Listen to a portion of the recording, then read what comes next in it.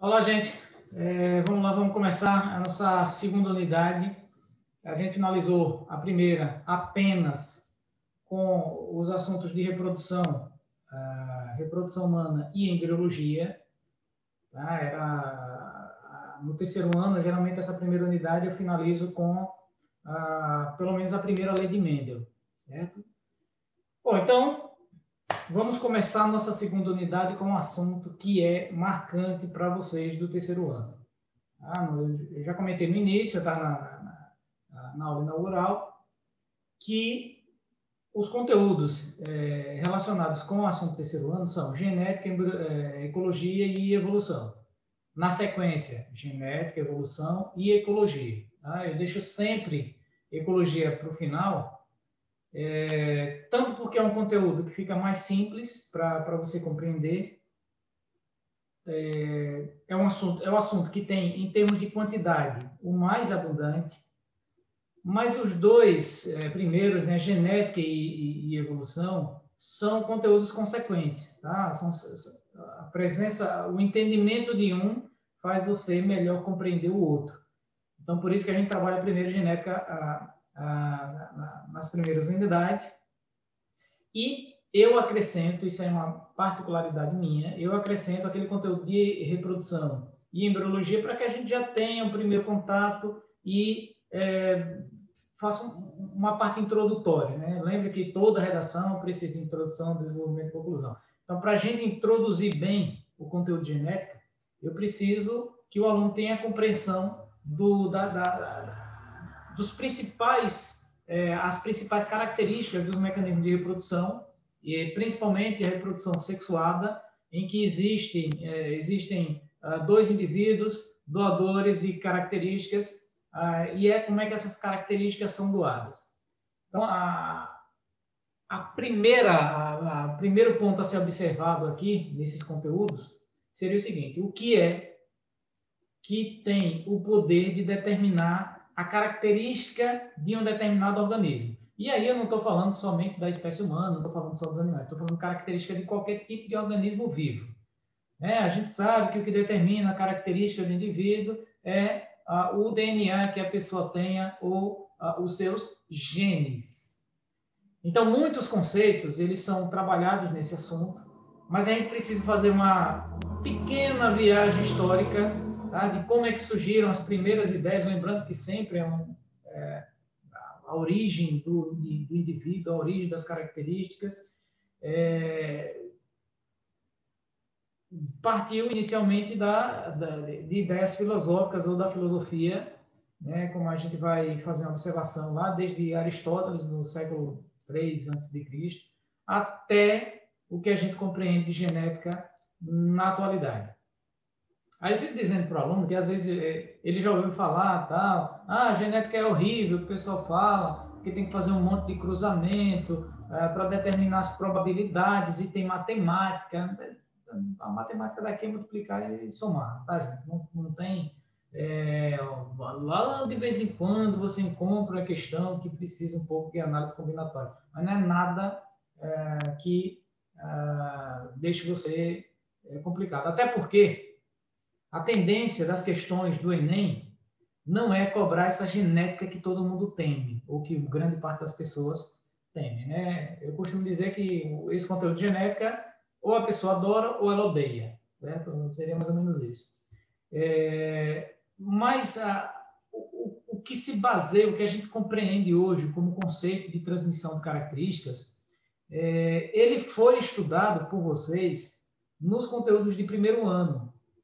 Quando lá no primeiro ano, o aluno estudou o núcleo celular, e o que é que tem nele, portanto, né? Que vai estar lá a presença do DNA, que está espalhado na forma de cromatina, e que constitui depois os cromossomos, e esses cromossomos são conformados pelo próprio DNA, e que cada fragmento de DNA desse, ele pode ser transcrito e depois traduzido para depois dar a característica. Então, essa sequência de informações todas, elas foram trabalhadas com vocês de forma mais abrangente, de forma mais sucinta, mas que vocês já ouviram falar, com certeza, tá? De muitos conceitos desses que eu vou trabalhar aqui. Então, para que o aluno não fique muito perdido, porque volta e meia, lá nas questões de genética, que a gente chama de genética mendeliana, genética moderna, então lá na genética mendeliana, as questões muitas vezes vão trazer alguns conceitos, alguns termos, e esse termo o aluno fica perdido, ele diz, nossa, eu não sei o que é isso aqui, eu nunca ouvi falar, e às vezes um conceito tão simples, que se você entender aquele conceito, se você lembrar o que ele representa, fica fácil de você praticamente lhe traz a resposta por inteiro. Mas a tendência do Enem, como eu estava dizendo para vocês, não é cobrar a genética mendeliana. Talvez alguns conceitos que a gente utiliza a partir da compreensão e da análise da genética mendeliana, mas muito mais da genética moderna, aquela que vocês estudaram no primeiro ano. O entendimento de como funciona o DNA, como é que o DNA controla as atividades de uma célula. Certo? E a partir daí, como a genética é interpretada. Então, a gente vai analisar esses conceitos básicos.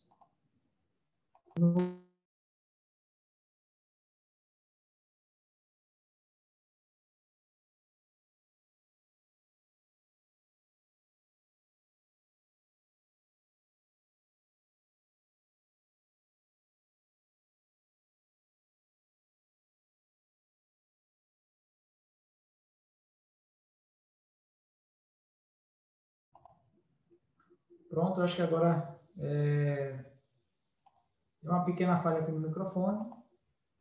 Então, vamos lá, gente.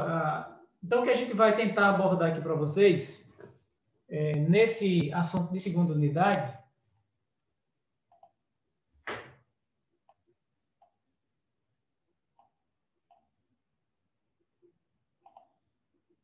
pronto, tá aí. Aí, abriram as cortinas do nosso conhecimento. Então, está aqui a genética. Gen, tá? Deriva da palavra gênesis e que define algo que origina, certo? Então, lá, aquele conceito da terminologia bíblica, que, na verdade, é uma terminologia quase de origem latina, certo? Então, a gente vai estudar os conceitos básicos e a primeira lei de Mendel. Então, qual é o ponto de análise da genética? Como é que os indivíduos assimilam ou se transmitem as características para os seus descendentes? Por que alguns indivíduos aparentam tanto com seus genitores, com seus pais? A gente vai falar muito nesse negócio aí, genitores, tá, gente? É aquilo que dá origem, aquilo que reproduz. Então, como é que as características genéticas, como é que as características do indivíduo são passadas de pais para filhos, certo? Então, para entender isso daí, vamos trabalhar com alguns conceitos básicos. Vejam aí, gente, eu vou fazer uma análise de alguns deles aqui, só passar uma lista, vou fazer o comentário de cada um deles e depois eu defino com um resumão, tá? Mais lá na frente. Por enquanto, isso aqui é só para que a gente tenha a noção desses conceitos. Então, os conceitos básicos, veja aí se vocês já ouviram falar disso aqui, ó. Cromatina, agora há pouco eu já falei, né? Nesse vídeo agora. Cromatina, cromonemas, esse nem tanto, tá? Esse daí é um negócio aqui que a gente fala muito pouco, tá? No assunto de primeiro ano, a gente passa bem rapidão, porque a gente fala mesmo cromossomos, certo? A palavra mais utilizada, o termo mais utilizado lá para entender o processo de divisão celular, que a célula duplica seu DNA, e que esse DNA duplicado, é importante sempre entender esse processo de duplicação, tá, gente? Professor, é um negócio chato do primeiro ano, você quer fazer o Enem, filho? Você quer passar no vestibular? Então, teve um conceito que você teve dificuldade, volta lá, faz uma leitura, certo? Revisa. A gente vai dar aula, esquece de algum conceito, então vai lá, estuda um pouco de novo, ou tudo de novo, revisa, para estar com segurança na hora de comentar com os nossos alunos. Então, vocês, na hora de fazer a análise de vocês, aí pensem o que vocês querem, eu quero o objetivo, mais na frente, eu quero fazer uma prova com muita consciência e consistência. Tive dúvida, vou lá dar uma olhadinha de novo, para poder relembrar. Então, cromossomos, esse termo cromossomos homólogos, já é um conceito que a gente utiliza lá no processo da divisão celular. certo? Então, a célula duplica seu DNA, então cada cromossomo fica com 2 fitas, que essas fitas vão ser chamadas de cromátides, e cada cromossomo tem outro que é igual, a gente vai chamar de homólogo. Então, tudo isso aí, genes alélicos, isso aqui é específico para esse ano, certo? Isso aí não foi falado no primeiro ano, mas a gente comenta aqui o que representa. O conceito de heterozigoto, o conceito de homozigoto, gene dominante, gene recessivo, genótipo, fenótipo e locus gênico. Certo, gente? Então, basicamente, os 4 primeiros termos a gente já observa lá na matéria do primeiro ano, quando se fala da divisão celular, e posteriormente a gente fala de genes, mas não com esse termo, quando se trata do controle genético, como é que a célula controla as atividades como é que o núcleo controla as atividades da célula, como é que esse DNA que está no núcleo, ele manda essas informações. Então, o processo de transcrição e tradução genética, já esqueci isso daí, eu não lembro mais não, estudei bem rapidão lá, o professor passou um trabalho, eu não fiz não. Então, dá uma olhadinha lá, qualquer dúvida, tem aulas minhas disponíveis ainda, tá lá no YouTube, pesquisa que vocês vão encontrar. Tem outras aulas mais curtas, a minha é sempre uma aula grande, porque representa o tempo praticamente de um horário falado. Tá, gente? Dentro da aula, isso que eu falo para vocês, nesse período de tempo, numa aula a gente demora um pouco mais, porque tem todo o contato, tem a conversa com o aluno, tem a dúvida que ele faz. Então, a aula se prolonga muito, às vezes, tanto que a gente tem o objetivo de fazer uma aula num determinado período de tempo, que já é normal você fazer aquilo, às vezes ela demora um pouco mais, é um aluno que conversa, que atrapalha, então por isso que se estende. Mas, normalmente, o que a gente fala aqui é para uma aula. Para não ficar tão extenso, geralmente eu deixo em torno de 30 minutos, 30 minutos por aí, no máximo 35 para não ficar muito longo. Então, tem essas aulas aí, vocês podem ir lá, pesquisam, que vocês vão encontrar falando sobre esse processo de transcrição, tradução e a duplicação genética, a duplicação do DNA. Bom, então esses conceitos, todos eles aqui, vocês vão observar e vão tentar entender a partir dessas análises que a gente vai fazer aqui agora, como, por exemplo, para entender o que significa cromatina, primeiro eu tenho que mostrar para vocês a estrutura de uma célula. Certo? Então, lá eu coloquei no slide anterior os temas que eu vou abordar. Vou explicar cada um deles, depois eu coloco lá no final. Tem um slide definindo, conceituando, com o conceito já construído. Então, a gente vai construindo o conceito, chega lá no finalzinho está tudo pronto. Bom, então, gente, a célula de indivíduos que são, por exemplo, eucariontes, porque o procarionte ele só tem um nucleóide, que é um cromossomo circular, mas no caso de uma célula eucariótica, como a nossa, como a das plantas, essas células apresentam membrana, algumas têm parede, mas a gente vai começar por ela, membrana, citoplasma e núcleo. Então, nesse núcleo aqui, que tem uma membrana chamada de carioteca, tem uma parte líquida semelhante ao plasma, do citossol, que a gente chama de aloplasma, muito semelhante, a gente chama de cariolinfa ou carioplasma, e tem a estrutura que a gente chama de nucleoproteínas. Então, essas nucleoproteínas, na verdade, é todo o conjunto de DNA que o indivíduo tem, bem compactado no interior, no centro da célula, ou numa região mais centralizada, e envolvida por uma membrana limitando isso daí. Porque se tirar essa membrana, gente, esse DNA se espalha na célula como um todo. Ele é muito abundante. Então, a cromatina, na verdade, é a forma que o DNA se encontra no núcleo, quando ele está espalhado, quando ele está todo misturado.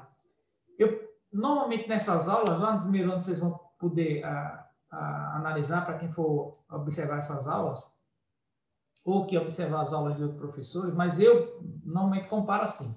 Imagine que você pegou, certo? Digamos, 4 carretéis de linha. 4 carretéis. Pegou a linha do carreté e você desfiou, você tirou todo, desalinhou toda, fez aquele amaranhado todo e jogou no ensino dentro de uma bacia, por exemplo. Se você jogar, é tanta linha que praticamente não vai ter espaço para mais nada dentro daquela bacia. Mas você pode fazer o seguinte, ela fica espalhada. Mas você tem a possibilidade de juntar, por exemplo, colocar dentro de uma bolsinha de plástico e dar um nó, amarrar. ela fica mais apertada, mais compactada, isolada do outro meio da bacia, mas você sabe que ele está ali, bem guardadinho. Então, é mais ou menos isso daí que acontece no núcleo. Tá? Ao invés do DNA ficar todo espalhado, ele está compartimentalizado numa região envolvida por uma membrana, certo? Que é capaz de manter o DNA lá dentro, mas permitir que outras moléculas um pouco menores, como os RNAs, certo, gente? O RNA, sair para ir lá para o citoplasma para fazer a função dele. Porque o RNA é produzido a partir de uma sequência de DNA, como a gente vai ver mais à frente. Então, a cromatina é o DNA preso a proteínas, tá? Espalhados ou compartimentalizado no núcleo. Às vezes tem uma região, você encontra muitas vezes a região do núcleo, com a concentração maior desse DNA, juntamente com a concentração maior de proteínas e de RNA, que a gente chama de RNA mensageiro, ribossômico. Então, essa região é o nucleolo, mas também é tudo DNA, certo? Então, cromatina nada mais é do que DNA espalhado no núcleo. Agora, imagine o seguinte, imagine que essa cromatina, que eu comparei com aqueles monte de filamento de linha, que eu espalhei na bacia, imagine que eu queira separar aquelas 4 linhas. Eu sei que tem 4 linhas ali, 2 verdes, 2 vermelhas, certo? Então, aquelas 4 linhas ali, eu sei que são 4, mas ela está tão misturada que eu não consigo definir onde começa um, onde termina essa linha. Se eu for tentar separar, gente, eu vou puxar um fio, puxar outro, puxar um e acabar emaranhando mais ainda e apertando, torando aquela linha, que não é o meu objetivo. Então, da mesma forma, no DNA, que está lá no núcleo, todo espalhado, se ocorrer a necessidade dele ser separado, como acontece na hora da divisão celular, esse DNA ele não vai conseguir se separar sem provocar rompimento. Romper DNA, quebrar DNA, é alguma coisa que a gente chama de mutação. Mutação, gente, é algo preocupante para uma célula. Mudar o DNA é algo que pode provocar um distúrbio gravíssimo para a estrutura celular e futuramente, se for uma célula germinativa, se for no gameta, para o descendente dele. Então, para evitar isso, para evitar essa possibilidade de rompimento de fragmentos de DNA, então o DNA ele sofre uma condensação. Bom, o que é isso? Imagina aquela linha toda espalhada e ele tem a possibilidade de separar enrolando aquela fita em um carretel pequenininho, bem compactado, bem condensado. Então, seria muito mais fácil separar os 4 carretéis isolados do que o conjunto das 4 linhas, tudo separado, tudo misturado. Então, o DNA, quando ele vai entrar em processo de divisão, esse DNA condensa e aí ele constitui uma outra forma. Então, o DNA, que é cromatina, ele só se junta um pouquinho mais num determinado momento para assumir um aspecto de cromossomo. Mas vocês observem que esse cromossomo aqui, ele tem 2 filamentos, tá vendo? 2 filamentos. Isso é o DNA, tá vendo aqui, ó? Adenina, guanina, adenina, citosina, timina, aquele pareamento de bases que a gente comenta lá no primeiro ano, adenina se ligando com timina, que é uma base púrica com uma pirimídica. Olha só quanto conceito, gente, tem lá atrás. Tem lá do primeiro ano, que é importante que vocês lembrem. Tem a citosina, que é uma base púrica com a guanina, que é uma base... a citosina, que é uma purina, com a guanina, que é uma púrica. Então, essas bases nitrogenadas pareadas, elas unem 2 filamentos, constituindo a dupla hélice, mas observe que essa dupla hélice é longa, tá, gente? É um filamento enorme, e aqui ainda tem mais. Então, ele estava todo espalhado, condensou, ficou todo compartimentalizado aqui, compactado, que representa uma fita de DNA. Mas por que ele tem 2 aqui? Parecendo um X.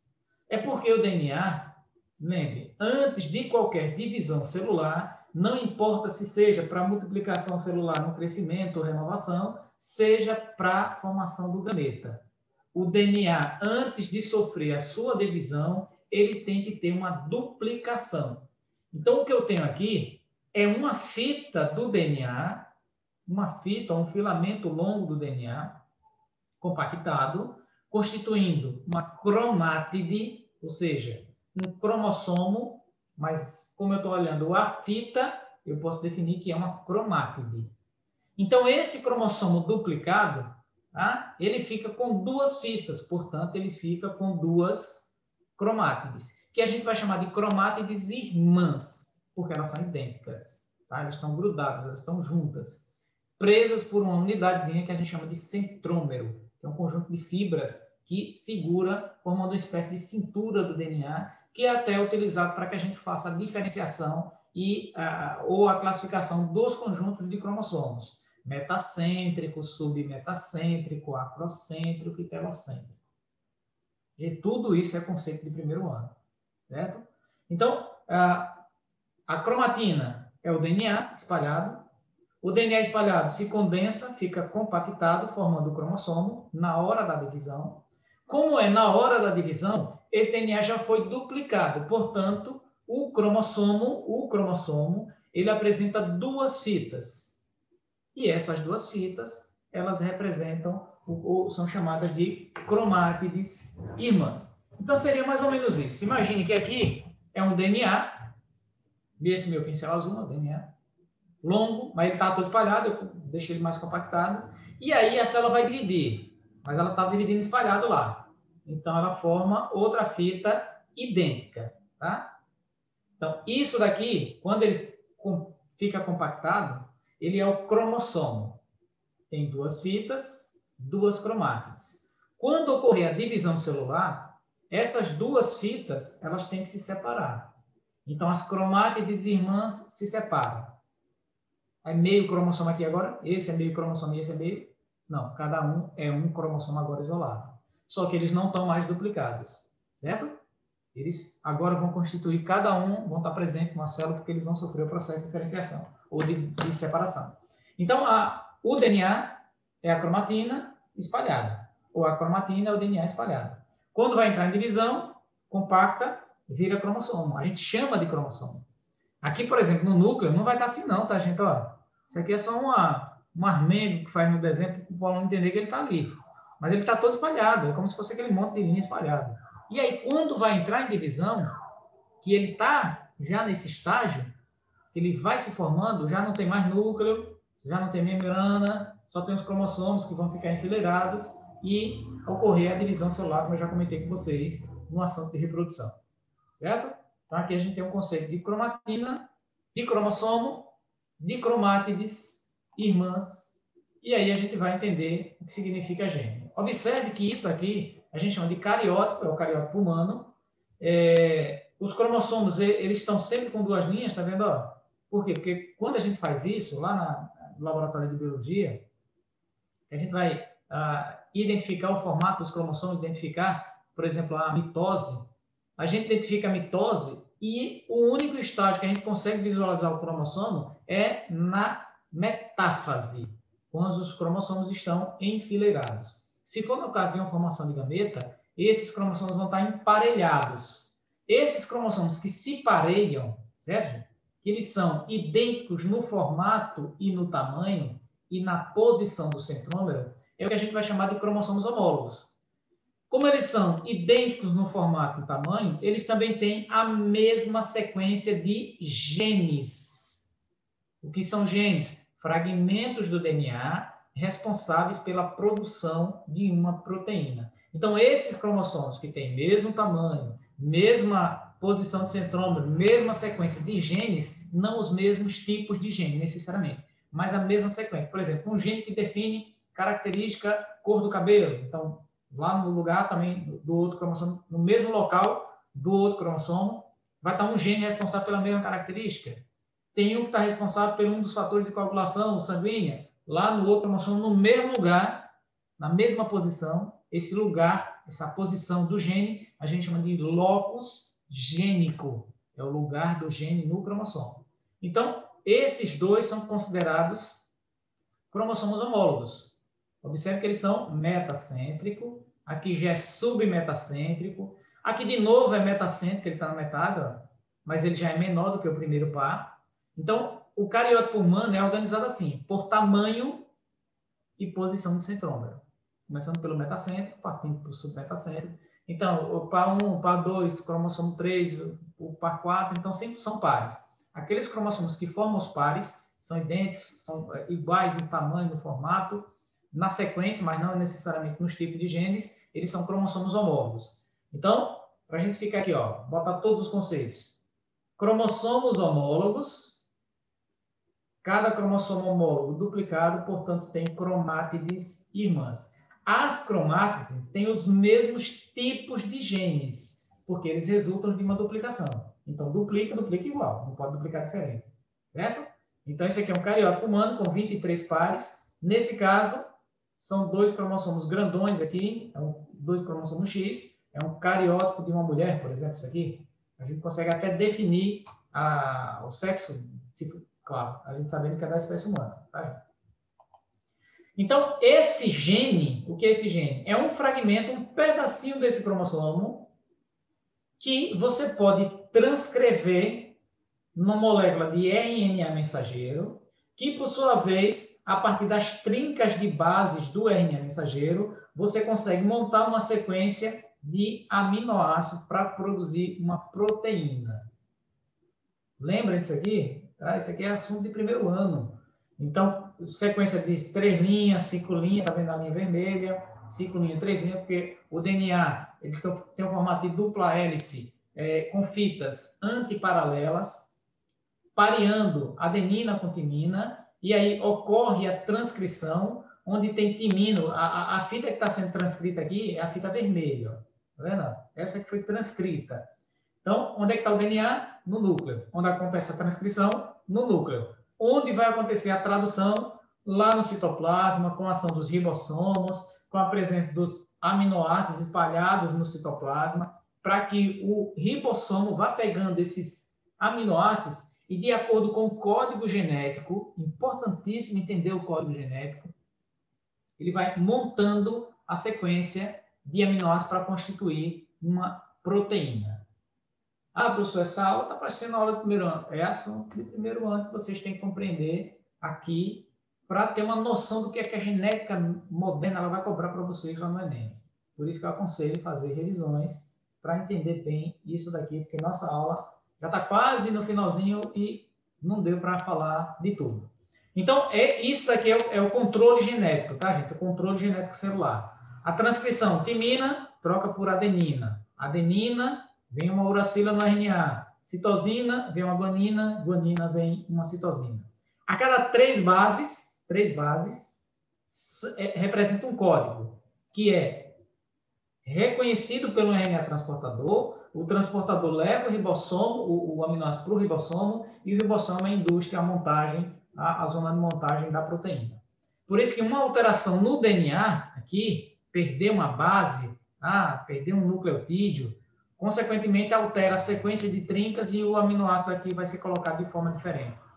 A sequência pode ser totalmente diferente e a sequência de um aminoácido diferente já perde o tipo de proteína, imagine uma sequência toda alterada. Certo? Então, o gene é um fragmento do DNA responsável por uma produção de proteína. Então, lembrando que os genes são fragmentos de DNA, o DNA transcreve sua informação para o RNA, o RNA traduz isso daí em proteínas e as proteínas atuam no metabolismo do corpo, que é o que define a característica do indivíduo. Eu considero assim, imagine que aqui é o dono de uma empresa, o RNA são seus gerentes e quem faz o trabalho na célula são as proteínas, são os trabalhadores da mão de obra. Mas lembrando, tá, gente, que a característica do indivíduo, o gene faz parte do que a gente chama de genótipo do indivíduo, que é o conjunto de genes que o indivíduo tem. Mas quando esse gene faz esse RNA e esse RNA faz a proteína dá uma característica, mas você pode alterar essa característica, porque o ambiente interfere nisso. Essa característica que se expressa, que você vê, que você mede, que você analisa, ela vai ter uma interferência ambiental, o ambiente vai interferir nisso e vai produzir o seu fenótipo. O fenótipo é a característica expressada. Ela pode ter uma determinação quase que exclusiva do seu gene, mas ela tem uma ação e interferência do ambiente, como por exemplo esse caso aqui, ó.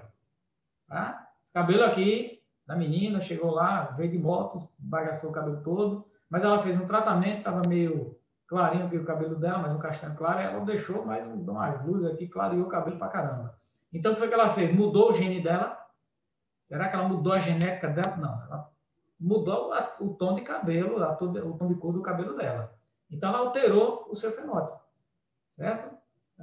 Um indivíduo que nasce com todos os dedos normais aqui, tá, com 5 dedos, e aí ele sofre um problema e fica com... perdeu um, certo? Então, é o gene dele que fez ele... Não, isso aí foi um fator ambiental que interferiu e fez o cidadão lá perder o seu dedo. Como agora recentemente o cara que está com um olho só porque o outro, a polícia, fez o favor de arrancar. Ó, eu falei para vocês do loco gênico, né? É o lugar do gene, tá vendo? Ó? Então, esses genes que estão no mesmo loco, mesmo local, a gente chama de genes alelos. São genes que formam par. Se esses genes alelos forem iguais, a gente diz genes homozigóticos. Se esses genes forem diferentes, a gente chama de genes heterozigóticos. Por exemplo, aqui, ó, eu representei, está representado aqui no esquema com a mesma cor. É homozigoto. Mas esses dois aqui, eles estão representados com outra cor, indicando que eles são diferentes. Então, eles são heterozigóticos. Só que a gente representa genes homozigóticos e heterozigóticos de acordo com sua ação. Se ele tiver a possibilidade de produzir uma proteína normal, a gente chama de gene dominante. Ele vai produzir se ele tiver igual ou se ele tiver diferente em relação ao outro. Um gene recessivo é aquele que normalmente não produz uma proteína ativa, funcional. Então, ele só se expressa se o outro também for assim. Tá? Ou seja, se o outro não tiver a possibilidade de produzir a proteína ativa. Então, genes dominantes são aqueles que se expressam quando eles estão iguais, em homozigose, ou quando eles estão diferentes, em heterozigose, porque pelo menos um atuando vai produzir a proteína normal. O gene recessivo é aquele que só se expressa quando ele está em homozigose, porque como ele não produz a proteína, o outro também não pode produzir para expressar o seu fenótipo, certo? Então, é o que a gente chama de genes dominantes, recessivos, homozigotos e heterozigóticos. O gene dominante vai ser representado com a letra maiúscula, você pega a característica, a inicial dela, ou qualquer letra que você quiser, você coloca com letra maiúscula para representar o dominante, e o recessivo você representa com a mesma letra, por exemplo, A do maiúsculo e A minúsculo. O A maiúsculo representando o gene dominante e o A minúsculo representando o gene recessivo. Isso aqui é só uma representação que a gente vai utilizar nas questões. Portanto, o homozigoto pode ser dominante, o homozigoto pode ser recessivo, eles têm que ser iguais. O heterozigoto, ele só está em dois genes, um dominante e um recessivo. É assim que a gente vai representar. Então, o que é um indivíduo dominante ou um gene dominante? É aquele que se expressa quando ele está igual ou quando ele está diferente. Genes recessivos são aqueles que só se expressam quando eles estão em homozigose, certo? Que a gente vai indicar com a letra minúscula. Então, aqui estão todos os conceitos que eu falei para vocês, o conceito de cromatina, que é o conjunto DNA, o conceito de cromossomos, tá? De cromonema, que é o filamento espalhado lá no núcleo, constituindo a cromatina. Os cromossomos, que é quando se condensa, formando, né, a produção condensada durante a formação para as divisões celulares. Os homólogos, que são aqueles pares de cromossomos, contêm o mesmo tamanho, mesma sequência de genes, a mesma estrutura. Genes é o fragmento de DNA que contém um código para produzir a proteína, para ser transcrito e depois traduzido. Os genes alelos são aqueles que estão no mesmo local do cromossomo, responsáveis pela mesma característica, podendo ser iguais, homozigóticos, podendo ser diferentes, heterozigóticos. Então, está aqui os dois conceitos. Ó. Gene dominante é aquele que se expressa apenas em homozigose, são aqueles que se expressam em homozigose e em heterozigose. Ou seja, quando eles são iguais, quando eles são diferentes. E o gene recessivo é aquele que só se expressa quando ele está em homozigose. Todo o conjunto de gene de um indivíduo, que a gente representa por essas letras maiúsculas e minúsculas, é o seu genótipo.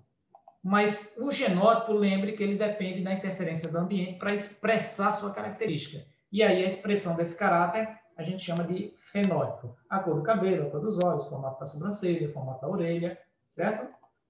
Tipo sanguíneo. Loco gênico é o local do gene no cromossomo. Gente, eu era para começar a genética de mendeliano, mas é claro, eu sabia que não dá tempo em 1 hora, em 35 minutos, a gente falar tudo isso. Certo? Então, semana que vem aí a gente fala da primeira lei de Mendel. Certo, gente? Agradecer a paciência de vocês. Né? Teve dúvida, volta lá no assunto do primeiro ano. assiste os vídeos que tem a respeito disso, vai lá no livro, dá uma leitura, o livro é para isso, tá, gente? Você receber um livro, faz uma leitura e vê se compreende melhor. Qualquer dúvida, manda mensagem pelo Zap e aí eu tento responder quando possível. Beleza? Valeu, gente. Tchau. Até mais.